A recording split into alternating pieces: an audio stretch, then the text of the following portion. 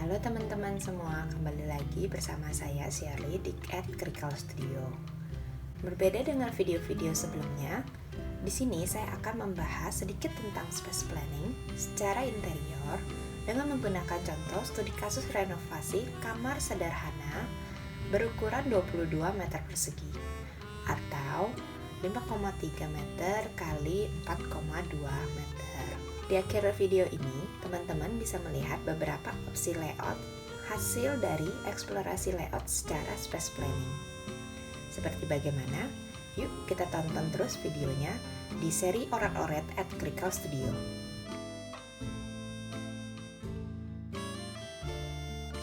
Sebelum kita mulai, subscribe channel ini dan nyalakan lonceng dulu yuk.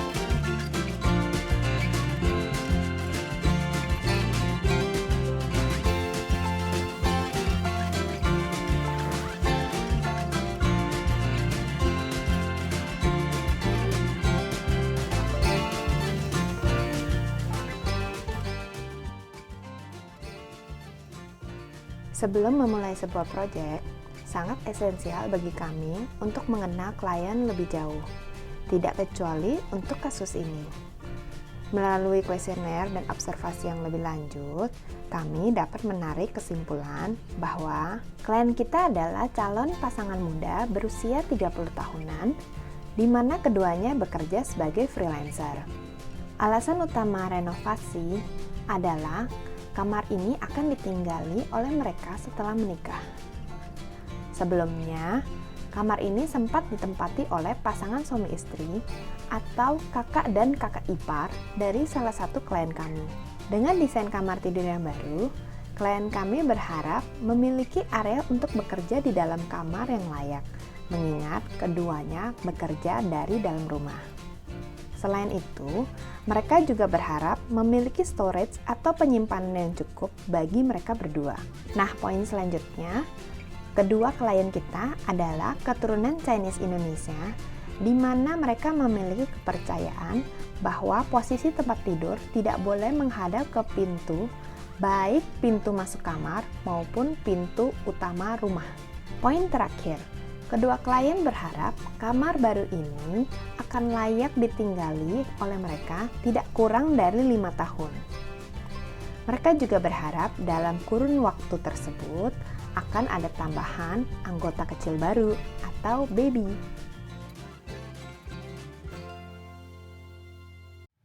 Oke, kembali ke atas gambar. Di sini kita bisa lihat existing plan. Kamar ini ukurannya 5,3 meter kali 4,2 meter. Sudah termasuk kamar mandi yang ukurannya 2,3 kali 1,5. Oke. Di sini kita bisa lihat ada pintu masuk berdekatan dengan kamar mandi. Dari data background atau profile klien yang kita dapat, jadi kamar ini merupakan kamar hibah atau sebelumnya digunakan oleh kakak ipar dan pasangannya. Jadi kamar ini memang sudah pernah dipakai 2 orang. That's why di sini kita bisa melihat ada double bed untuk 2 orang berukuran king size kecil, yaitu 1,6 kali 2 meter. Nanti kita coba di dalam kamar ini apakah kita bisa memasukkan king size ukuran standar, yaitu 1,8 kali 2 meter. Kemudian di sini kita bisa melihat ada wardrobe atau lemari pakaian 4 pintu untuk kapasitas 2 orang Lemari 4 pintu masih bisa dikatakan ideal untuk digunakan menyimpan pakaian. Nah, tapi bagaimana dengan klien kita yang rencananya akan tinggal di sini lebih dari 5 tahun? Mungkin untuk lemari 4 pintu menyimpan pakaian masih oke. Tapi seiring berjalannya waktu, 5 tahun itu bukan dikatakan singkat. Jadi mereka pasti akan membutuhkan storage untuk penyimpanan lain. Buku, barang-barang penunjang kebutuhan aktivitas sehari-hari, stok barang-barang kamar mandi.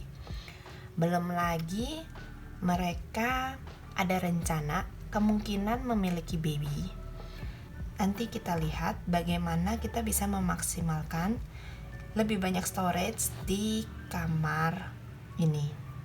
Berbicara mengenai aktivitas sehari-hari, di sini saya tidak melihat adanya makeup table atau area makeup untuk wanita.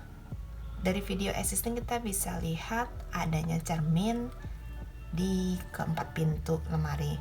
Jadi kemungkinan wanita di pasangan sebelumnya makeup di area sini. Kemudian kita lihat di pojok area sini ada meja kerja dan kursi kerja, which is sudah merupakan salah satu checklist klien kita, yaitu memerlukan area kerja. Kemudian di sini terakhir kita lihat ada sofa. Mungkin mereka menggunakan area lounging karena TV sekarang terletaknya di sini.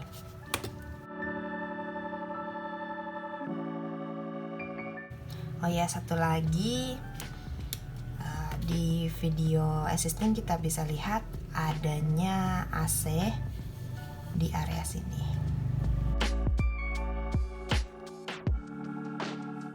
Lalu teman-teman bisa lihat di sebelah pintu masuk ada kotak yang disilang, ini merupakan exhaust fan. Jadi kita bisa lihat di kamar ini tidak ada jendela yang memungkinkan sirkulasi pertukaran udara. Secara pribadi saya lebih menyukai kamar yang ada jendela. Selain pertukaran udara, juga mengurangi rasa klaustrofobik di dalam suatu ruangan tertutup.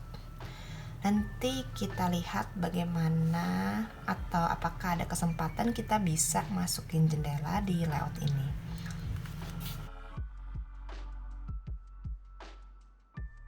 Berdasarkan survei saya di lapangan, jadi kamar ini sekelilingnya, sebelah sini itu ada tempat ibadah kecil yang berhubungan langsung dengan balkon keluar. Jadi pintu masuk rumah itu adanya di sebelah sini. Kebetulan klien kita adalah keturunan Chinese Indonesia. Jadi mereka punya kepercayaan tidak suka posisi tempat tidur itu menghadap ke pintu, apalagi pintu utama. Jadi nanti penataan layout kita dihindari pintu itu kakinya menghadap ke sini dan juga menghadap ke sini, karena mereka juga tidak suka menghadap ke pintu masuk. Sisi atas kamar ini berhubungan dengan rumah tetangga. Jadi di sini juga tidak memungkinkan untuk membobol jendela. Kemudian di sisi sebelah sini ini ada kamar mandi luar atau kamar mandi yang dipakai bersama di dalam rumah tersebut. Jadi di sini juga tidak memungkinkan untuk pembobolan jendela. Nah, kesempatan terakhir yang kita dapatkan adalah di sini, yaitu di sini adanya koridor untuk sirkulasi atau lalu lalang orang. Saya tulis saja supaya kita tidak lupa.